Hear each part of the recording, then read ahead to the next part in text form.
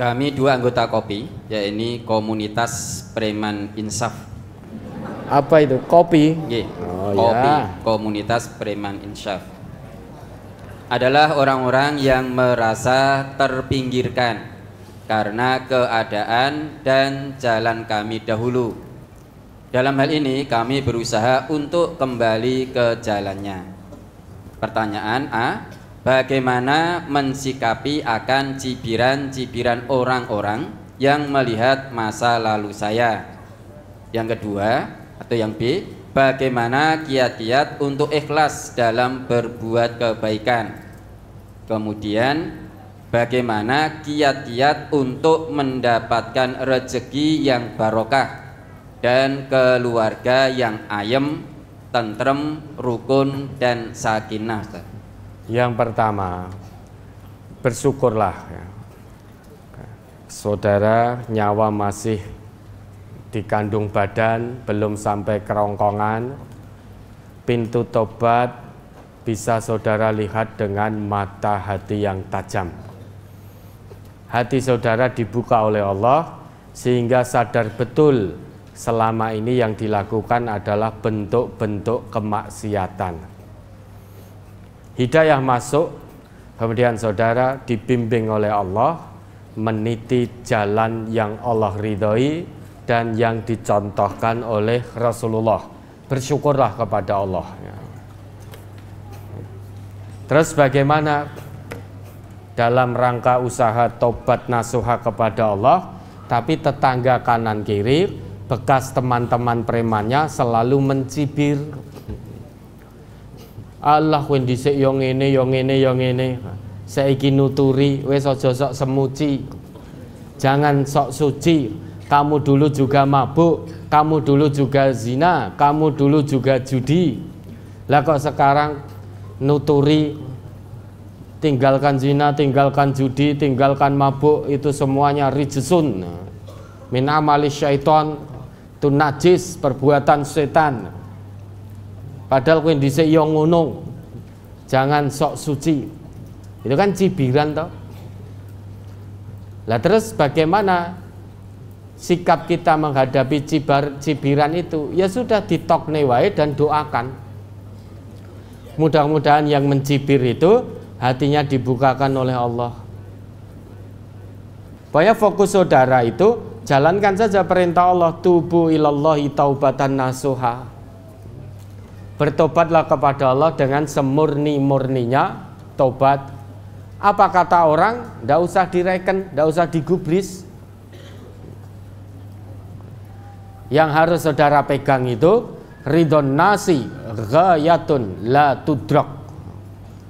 Keridhaan semua manusia, kecintaan semua manusia itu tujuan yang tidak mungkin bisa kita raih. Kita menginginkan semua manusia mencintai kita. Kita menginginkan semua manusia suka pada kita, mendukung langkah kita. Itu mustahil. Pasti tetap ada yang tidak suka. Maka ridha manusia, semua manusia, itu tujuan yang tidak mungkin bisa diraih. Tetapi waridallah ghayatun la tutrak. Keridhaan Allah, kecintaan Allah itu satu cita-cita yang tidak mungkin kita tinggalkan. Maka fokus saudara, fokus kita semua ini, kalau tobat kepada Allah, fokus saja bagaimana Allah meridhoi tobatku ini. Perkara ucapan-ucapan manusia mencibir dan lain sebagainya jangan dimasukkan ke dalam hati. Yang penting fokus saudara, fokus kita semua ini, bagaimana Allah meridhoi langkah tobat saya ini. Fa'adrik ma la yutrak. Maka kejarlah, usahakanlah sesuatu yang tidak bisa ditinggalkan, yaitu menggapai ridho Allah. Itu jangan ditinggalkan, harus diusahakan. Fatruk ma la yudrak. Tinggalkan sesuatu yang tidak bisa digapai. Kecintaan semua manusia itu sesuatu yang tidak mungkin bisa kita gapai. Maka tinggalkan, rasa digubris. Orang ngomong apa biarkan, yang penting perbuatan jenengan, ucapan jenengan sesuai dengan Al-Quran, sesuai dengan As-Sunnah. Apa kata orang, biarkan saja. Fokusnya bagaimana menggapai ridho ilahi. Apa itu? Menggonggong apa? Hah? Anjing menggonggong, kafilah tetap berlalu. Biarkan, don jegok-jegok biarkan. Gitu lah. Mencibir ngomong ini, oh, sok suci, sok ini, sok itu, udah biarkan. Gen don jegok-jegok. Yang penting jenengan tetap berlalu, meniti jalan tobat nasuha kepada Allah ini. Kalau jenengan mau tobat, apa kata orang jenengan merasa sedih ini itu dan lain sebagainya, tidak jadi tobat nanti. Itu memang setan seperti itu, setan wujud menungso. Ada orang mau tobat nasuha kepada Allah, ya.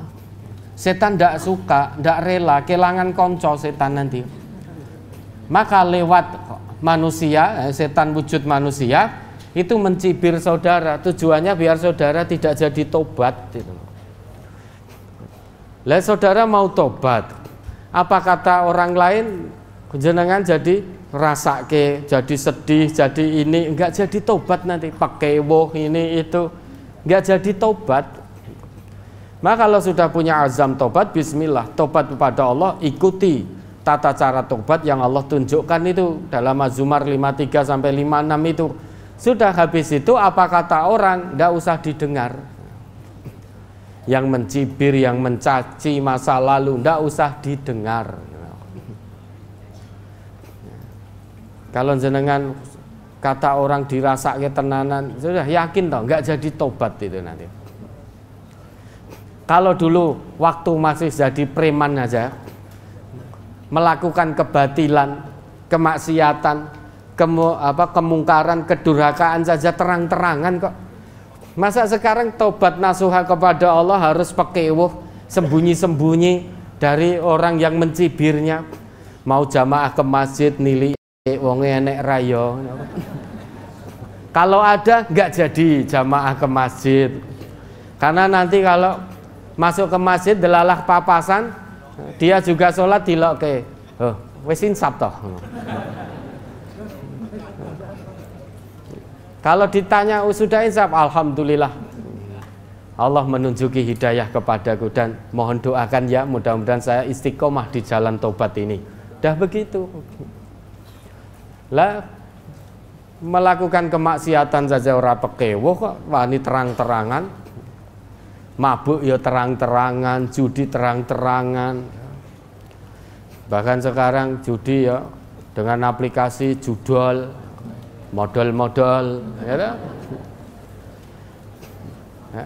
Nah, sekarang meniti jalan ketaatan, jalan ketakwaan, kenapa harus sembunyi-sembunyi? Hanya gara-gara pekewuh ndak dilokke, takut dicibir. Sudah madep mantep saja. Harusnya lebih terang-terangan lagi, wong sudah di jalan taat atau jalan tobat. Begitu ya. Dan terus berdoa kepada Allah. Mohon kepada Allah agar dianugerahi istiqomah di jalan tobat ini. Ya memang pahit ya. Kopi itu kan pahit. Jadi cibiran nek jenengan rasake rasane pahit. Tapi bersabarlah menghadapi cibiran masa lalu panjenengan dari orang-orang lain. Bersabarlah. Karena orang yang bersabar itu akan dibersamai oleh Allah meski pahit rasanya.